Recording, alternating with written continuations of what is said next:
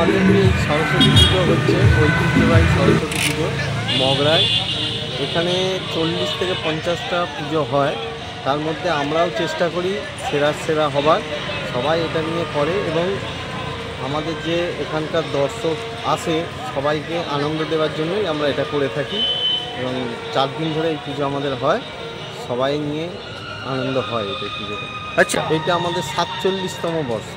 47তম বর্ষ, এরপরে আর 3 বছর পরে আমাদের সব 50 বছর হবে, সেখানেও একটা বড় আকর্ষণ কিছু করা হবে। চেষ্টা করছি মগরার মানুষকে আনন্দ দেওয়ার। এখানে পুজোর আকর্ষণ বলতে একটু রাত হলেই বোঝা যাবে লাইটিংয়ে কী কাজ আছে। মানে আপনি এই প্যান্ডেলটা দেখলে খানিকটা মনে হবে ডিজিটাল প্যান্ডেলই হয়েছে, বুঝতে পেরেছেন?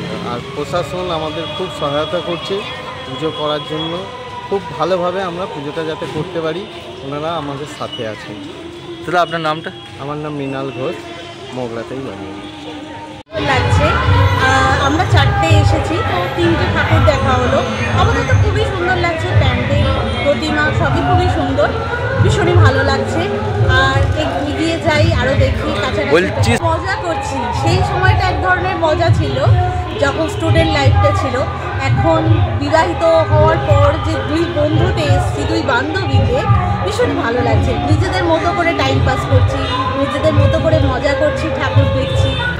কিন্তু সেই ছোটোবেলাকার যে আনন্দ সেটার মতো আর মানে হয় না। সেটার যে আনন্দ, এখনকার আনন্দের একটু মানে পার্থক্য আছে। তাহলেও বলবো আমরা বিবাহিত হয়ে ওই বন্ধুতে এসে মজা আনন্দ করছি, আর ঠাকুরও খুব সুন্দর হয়েছে, খুব ভালো লেগেছে আমাদের। একসঙ্গে দুজনে আজকে সরস্বতী পুজো উপলক্ষে মিলিত হয়েছেন। হ্যাঁ, একদম। এটা একটা আপনার আলাদা অনুভূতি পাচ্ছেন আপনারা। আপনার নামটা? আমার নাম মৌসুমী চক্রবর্তী। আপনার নামটা? আমার নাম বিপুল মুখার্জি। আচ্ছা, আপনারা কোথা থেকে আসছেন? আমরা খন্ডান থেকে আসছি।